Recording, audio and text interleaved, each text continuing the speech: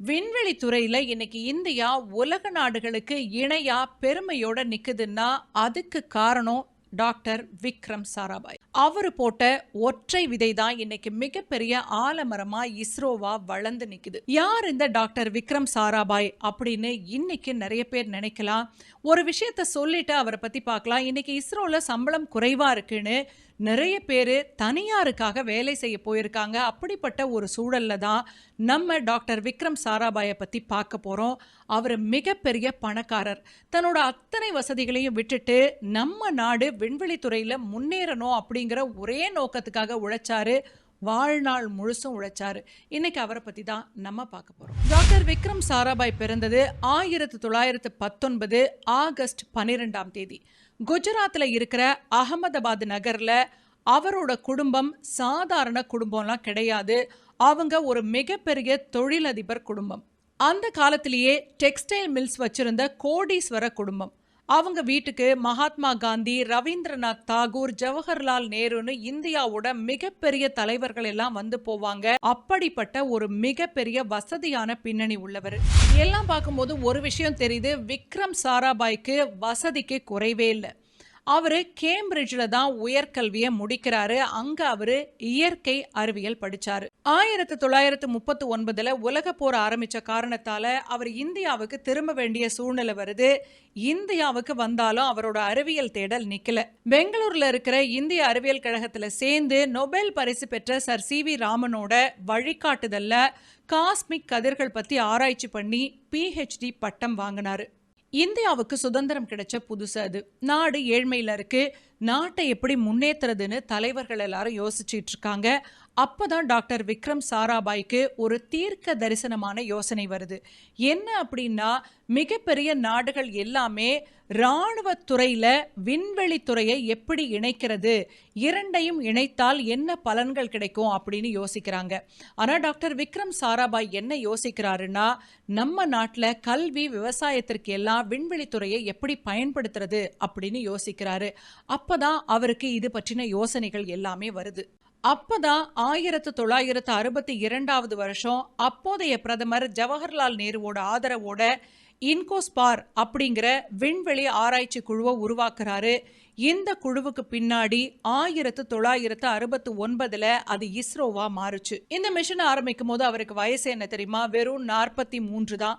அந்த 43 வயசுல அவர் எடுத்த அந்த முடிவு தான் இன்னைக்கு இந்தியாவோட தலைவிதியையே மாத்தி இருக்கு. ஒரு பிரம்மாண்டமான விண்வெளி அமைப்பை உருவாக்கணும் அப்படின்னு டாக்டர் விக்ரம் சாராபாய் முடிவு பண்றாரு.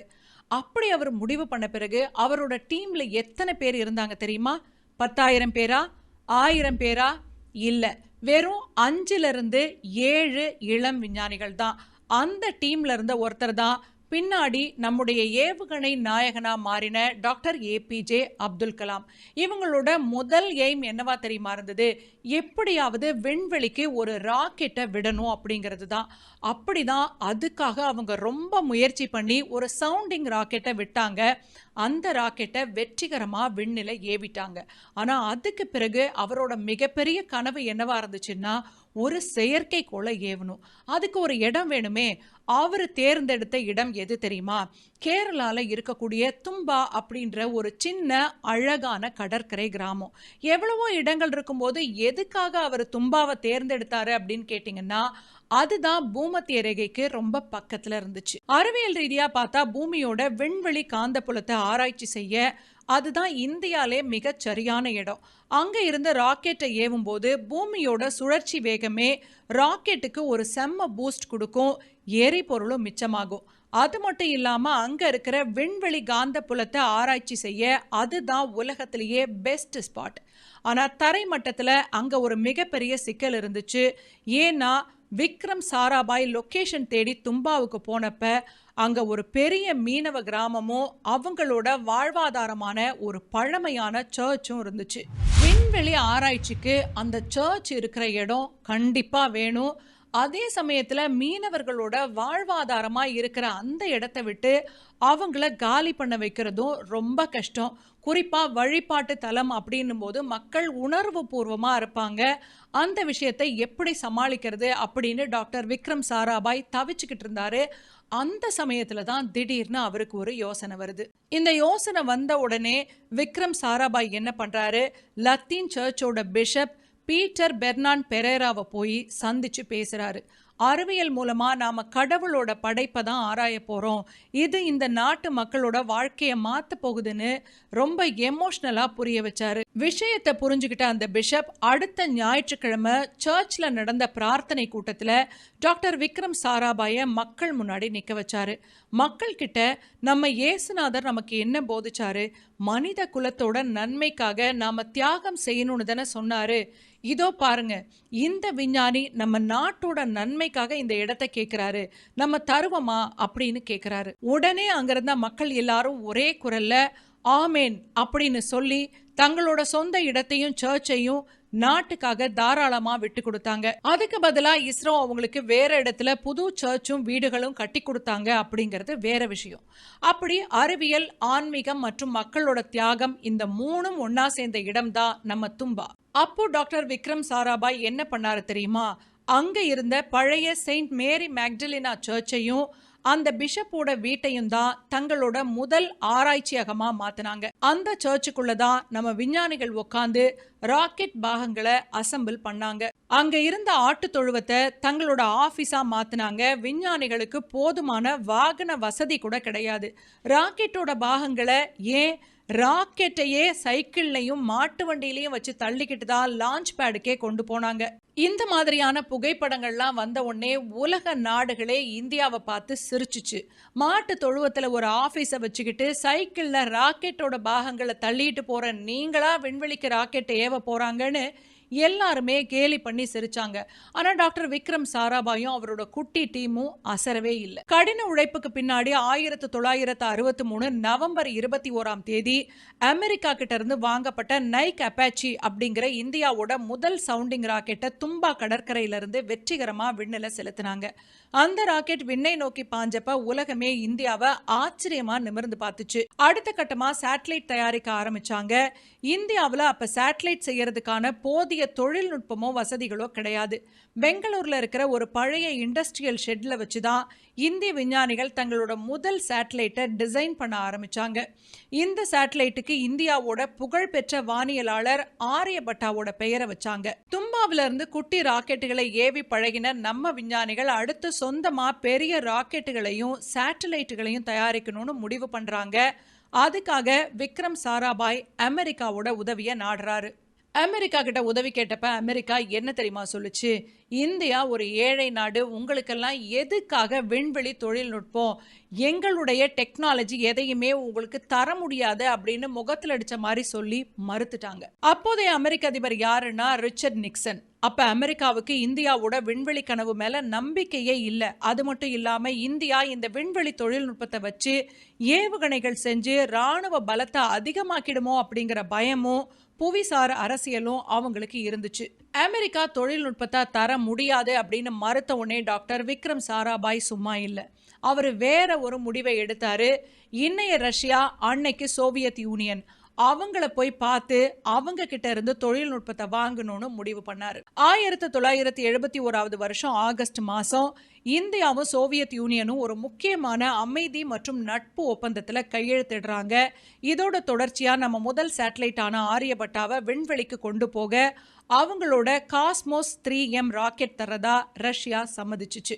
இந்த ரஷ்யா ஒப்பந்தம் முடிஞ்சதுக்கு பிறகு டாக்டர் விக்ரம் சாராபாய் எவ்வளவு நாட்கள் உயிரோட இருந்தாரு தெரியுமா? வெறும் 4 மாதங்கள் தான். ஆமா, விதியோட ஆட்டமா இல்லை ஏதாவது சதியான்னு யாருக்குமே தெரியாது. அமெரிக்காவை எதிர்த்துக்கிட்டு ரஷ்யாவோட தொழில்நுட்ப உதவியை வாங்கின டாக்டர் விக்ரம் சாராபாய் என்ன ஆனாரு அப்படிங்கிறது இன்னைக்கு வரைக்கும் கேள்விக்குறிதான். ஆனா அது இயற்கையான மரணம் அப்படின்னு தான் சொல்லப்படுது. 1971 டிசம்பர் 30 அன்னைக்கு ராத்திரி கோவளம் அப்படிங்கிற பகுதியில் இருக்கிற ஹால்சியன் கேசல் அப்படின்ற ஒரு ஹோட்டல்ல டாக்டர் விக்ரம் சாராபாய் தங்கி இருந்தாரு. அன்னைக்கு பகல்ல கூட தும்பா ஏவுதளத்துல ஒரு ரஷ்ய ராக்கெட் ஏவப்படுறத நேர்ல போய் ஆய்வு செஞ்சுட்டு வந்தாரு. டாக்டர் ஏபிஜே அப்துல் கலாம் அவங்களோட விங்ஸ் ஆஃப் ஃபயர் புத்தகத்துல இந்த இரவை பத்தி ரொம்ப எமோஷனலா எழுதியிருக்காரு. அன்னைக்கு ராத்திரி விக்ரம் சாராபாய் கலாம் கிட்ட போன்ல பேசி நாளைக்கு காலையில நம்ம நேர்ல மீட் பண்ணி எஸ்எல்வி ராக்கெட் டிசைன் பத்தி டிஸ்கஸ் பண்ணலாம்னு சொல்லியிருக்காரு. அடுத்த நாள் காலையில கலாம் அவரை பார்க்க போறாரு. ஆனா அவரால விக்ரம் சாராபாய உயிரோட பார்க்க முடியல. தூக்கத்திலேயே மாரடைப்பு ஏற்பட்டு விக்ரம் சாராபாயோட உயிரற்ற உடல் தான் அங்க இருந்துச்சு. அடுத்த நாள் சந்திக்கலாம் அப்படின்னு சொன்ன ஒரு மனிதரோட உயிரற்ற உடலை தான் நான் பார்ப்பேன்னு கனவுல கூட நினைக்கல அப்படின்னு டாக்டர் ஏபிஜே அப்துல் கலாம் ரொம்ப நெகிழ்ச்சியா அதை பதிவு செஞ்சிருக்காரு. அவர் இறக்கும்போது அவருக்கு வயசு வெறும் 52 தான். அதனால தான் அவரோட மரணத்துல மர்மம் இருக்குன்னு இன்னைக்கு வரைக்கும் பல பேர் சொல்றாங்க. அதையெல்லாம் தாண்டி டாக்டர் விக்ரம் சாராபாயே அவரோட நண்பர்கள் கிட்ட சொன்ன விஷயம் என்ன தெரியுமா? அமெரிக்க ரஷ்ய உளவு அமைப்புகள்லாம் என்னை கண்காணிக்கிறாங்க அப்படின்னு அடிக்கடி அவர் சொல்லியிருக்காரு. இவ்வளவு சந்தேகங்கள் இருந்தும் கூட ஏன் அவரோட உடலுக்கு போஸ்ட்மார்ட்டம் செய்யல அப்படின்னு கேட்டா அவரோட தாயார் சரளா தேவி மற்றும் குடும்பத்தினர் எடுத்த முடிவு தான் அது. போஸ்ட்மார்ட்டம் செய்கிற அந்த முழு செயல்முறையும் உடலை சிதைக்கிற மாதிரியும் ரொம்ப வதையாவும் வேதனையாவும் இருக்கும்னு அவங்க குடும்பம் நினைச்சதுனால போஸ்ட்மார்ட்டம் செய்ய வேணான்னு மறுத்துட்டாங்க. இதனால தான் அதிகாரப்பூர்வமாக மாரடைப்புன்னு சொல்லி அவரோட உடல் அடக்கம் செய்யப்பட்டுச்சு. டாக்டர் விக்ரம் சாராபாய் மறைஞ்சாலும் அவர் ஏற்றி வைத்த விண்வெளி தீபம் இன்னைக்கு வரைக்கும் அணையல. அவர் இறந்து 4 வருஷத்துக்கு பிறகு 1975 ஏப்ரல் 19 அன்னைக்கு அவர் கனவு கண்ட இந்தியாவோட முதல் சேட்டலைட் ஆரியபட்டா ரஷ்ய ராக்கெட் மூலமா வெற்றிகரமா விண்ணில செலுத்தப்பட்டுச்சு. அன்னைக்கு சர்ச்சுக்கு உள்ளேயும் மாட்டு வண்டிலையும் ஆரம்பிச்ச இஸ்ரோ இன்னைக்கு நிலாவிலேயே கால் பதிச்சிருக்கு. இன்னைக்கு நம்ம பெருமையா கொண்டாடுற இஸ்ரோவோட ஒவ்வொரு வெற்றிக்கு பின்னாடியும் டாக்டர் விக்ரம் சாராபாய் தான் இருக்கிறாரு. அவரோட கனவுகள், தீர்க்க தரிசனம் இதெல்லாம் தான் இன்னைக்கு நம்ம இந்திய விண்வெளித்துறையை உலக அளவில் தலை சிறந்து விளங்க வச்சிருக்கு. அவர் தான் நம்ம இந்திய விண்வெளித்துறையோட தந்தை அப்படின்னு அழைக்கப்படுறாரு. இன்னைக்கு ஆகஸ்ட் 12ஆம் தேதி அவரோட பிறந்த நாள். இதை பற்றி நீங்கள் என்ன நினைக்கிறீங்க? உங்களுடைய கருத்துக்களை மறக்காமல் கமெண்ட்டில் ஷேர் பண்ணுங்கள். அதே சமயம் இந்த வீடியோவும் உங்கள் ஃப்ரெண்ட்ஸுக்கு ஷேர் பண்ணுங்கள்.